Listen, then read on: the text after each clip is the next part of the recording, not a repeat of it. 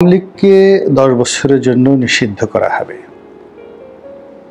এবং আওয়ামী লীগের যারা শীর্ষ নেতা এবং অধস্থ নেতা অথচ দুর্নীতি এবং অনিয়মের সঙ্গে জড়িত তাদের বিরুদ্ধে কঠোর ব্যবস্থা গ্রহণ করা হবে।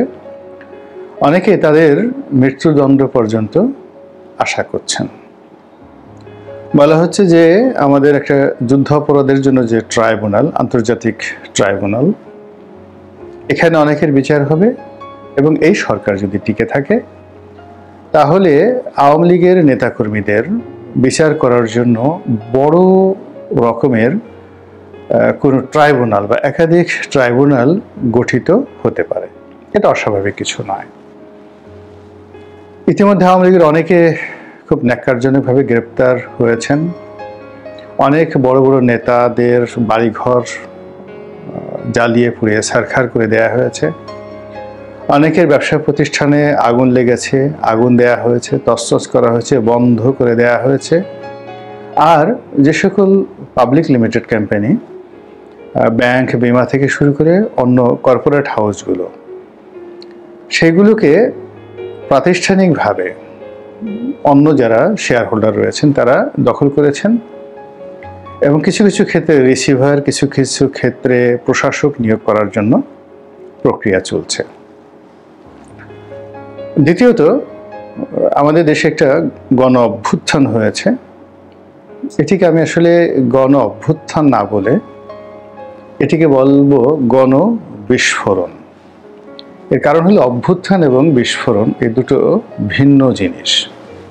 অভ্যুত্থান যখন হয় তখন সুনির্দিষ্ট একটি দাবির ভিত্তিতে মানুষ দীর্ঘদিন লড়াই এবং সংগ্রাম করতে থাকে এবং যে সকল দাবির বিরুদ্ধে লড়াই করতে থাকে সে সকল দাবি পরবর্তীতে রাষ্ট্রীয়ভাবে কিভাবে বাস্তবায়ন করতে হবে সেই ব্যাপারে রাজনৈতিক দলগুলো, জনগণ সচেতন থাকে এবং তাদের একটা পূর্ব প্রস্তুতি থাকে।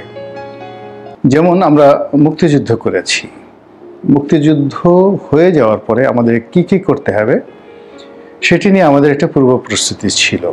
ফলে খুব বেশি দেরি হয়নি এটি সংবিধান প্রণয়ন করতে, এটি রাষ্ট্র ব্যবস্থা গড়ে তুলতে, আরও অনেক কিছু। আবার এরশাদ জমানাতে আমাদের যে গণ অভ্যুত্থান হয়েছে সেটার প্রেক্ষিতে আমরা যা কিছু করেছি সেখানে আমাদের আসলে 15 দিনের বেশি সময় লাগেনি সব কিছু ঠিকঠাক করে নিতে।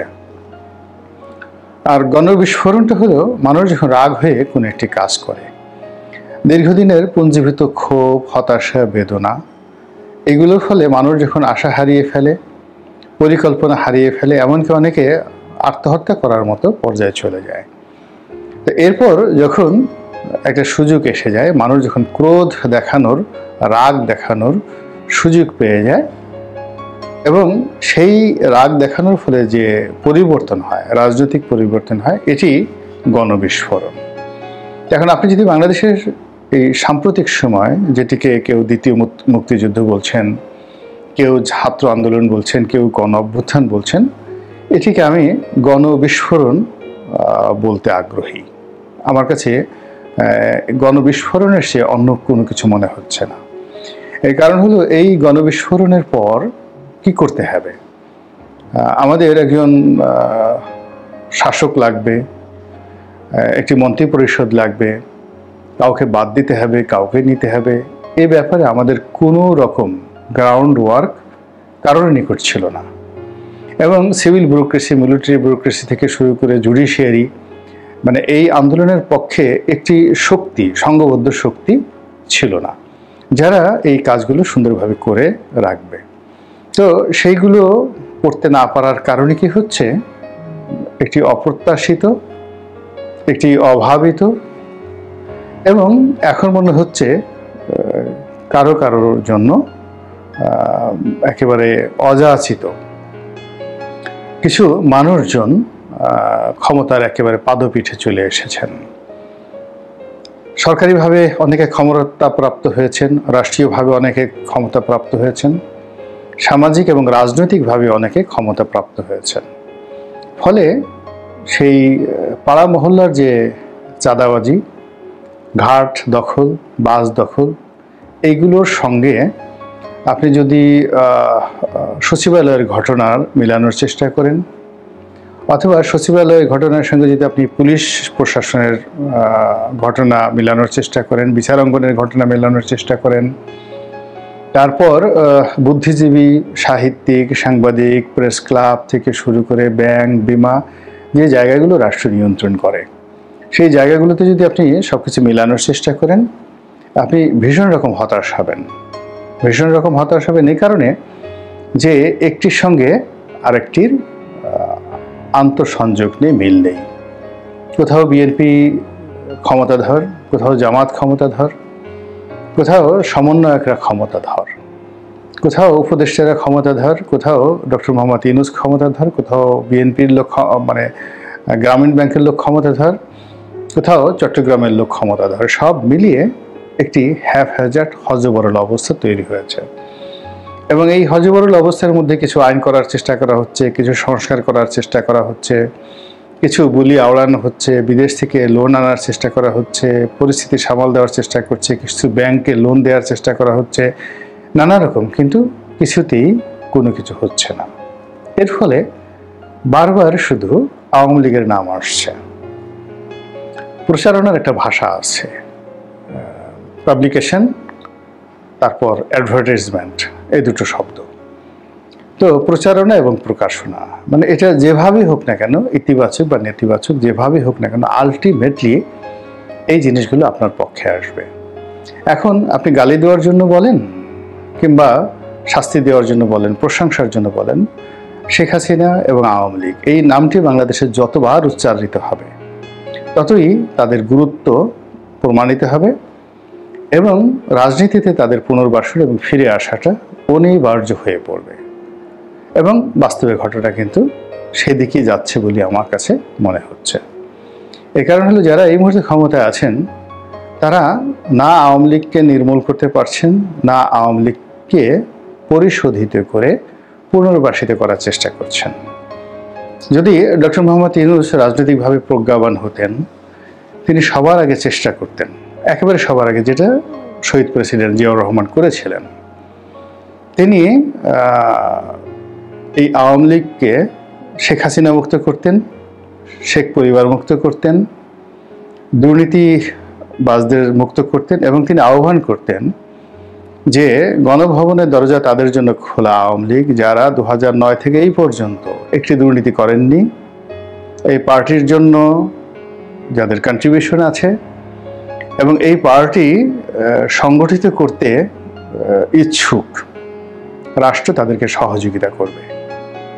এবং এই কথাটা বলার সঙ্গে সঙ্গে সেই ব্রিটিশদের যে ডিভাইড অ্যান্ড পলিসি রুল, এটি হয়ে যেত এবং আওয়ামী লীগের মধ্যে দুটো ভাগ হয়ে যেত। যারা পালিয়ে গিয়েছে তারা এবং যারা পালিয়েছে তাদের একটি ভাগ, আর যারা পালায়নি তারা রাজপথে নেমে আসতো। আর তারা রাজপথে নেমে আসার সঙ্গে সঙ্গে এই মুহূর্তে ডক্টর ইউনূসের যে ভয় এবং আতঙ্ক জামাতকে নিয়ে এবং বিএনপিকে নিয়ে, সেই জিনিসটি সঙ্গে সঙ্গে তার চলে যেত। এটা শুধুমাত্র তার ইচ্ছা, সদিচ্ছা, আর কিচ্ছু না। নেতা হওয়ার জন্য ঝুঁকি নিতে হবেই। তো সেই কাজগুলো তিনি করতে পারেননি এখন পর্যন্ত এবং সম্ভবত পারবেন না। তাহলে কি হবে? যারা পালিয়ে আছেন তারা উকি ঝুঁকি দিয়ে দেখছেন যে কখন বের হবেন দেশের মধ্যে, আর দেশের বাইরে যারা পালিয়ে আছেন তারা ওখান থেকে গভীর মনোযোগ সহকারে যারা বাংলাদেশের পরিস্থিতি, পরিবেশ পর্যবেক্ষণ করছেন এবং কখন কি করে বাংলাদেশে আসা যায় সেই প্ল্যান এবং পরিকল্পনা তারা করে চলেছেন। দ্বিতীয়ত যেটা আছে সেটা হলো, দেশের মধ্যে যারা আছেন, দেশের বাইরে যারা আছেন, তাদের সকলের নিকটই অঢেল অর্থ। বাংলাদেশি মুদ্রায় তাদের অর্থ আছে, বিদেশি মুদ্রায় তাদের অর্থ আছে। এবং আপনি জানেন যে অর্থ এত বড় একটা নিয়ামক শক্তি যে এটি কারো হাতে থাকলে তার অন্য যে কোনো যোগ্যতা খুব অল্প পরিমাণে থাকলেই হয়। জ্ঞান, গরিমা, শিক্ষা, দীক্ষা খুব অল্প থাকলে কিন্তু হয়ে যায়, তারা অনেক কিছু করতে পারে। তো সেই দিক থেকে যারা বর্তমানে আওয়ামী লীগের পলাতক লোকজন রয়েছেন বলা হয়ে থাকে, তাদের সকলেরই অন অ্যাভারেজে 100 কোটি থেকে হাজার হাজার কোটি টাকা রয়েছে। তো এই টাকা দিয়ে তারা যদি গার্মেন্টসে বিশৃঙ্খলা তৈরি করতে চান, তারা যদি জনপদে বিশৃঙ্খলা তৈরি করতে চান, তারা যদি সন্ত্রাস করতে চান, তারা যদি সরকারের কর্মকাণ্ডে বাধা দিতে চান, এটি তাদের জন্য ওয়ান-টুর বিষয়। তো এই বিষয়গুলো সরকারকে প্রস্তুতি নিতে হবে। দ্বিতীয়ত, যারা আছেন একেবারে গত 15 বছর ধরে যে বিশাল একটি শ্রেণী তৈরি করা হয়েছে প্রশাসনে, একেবারে নিম্নস্তর থেকে সর্বোচ্চ স্তর পর্যন্ত, তারা ভুল পাল্টে চুপচাপ করে আছেন বটে, বা চুপচাপ হয়ে আছেন বটে, কিন্তু সুযোগ পাওয়া মাত্রই তারা যে ফুঁসে উঠবেন এটি নিশ্চিত করে বলা যায়, কোনো সন্দেহ নেই, এবং সেটি সামাল দেওয়ার মতো অবস্থা বাংলাদেশে কারোরই নেই। তো কাজেই এই ফুঁসে ওঠার জায়গা থেকে রক্ষা পাওয়ার জন্য যা যা করা দরকার সেই কাজগুলো কিন্তু ডক্টর মোহাম্মদ ইউনূস এখন পর্যন্ত শুরু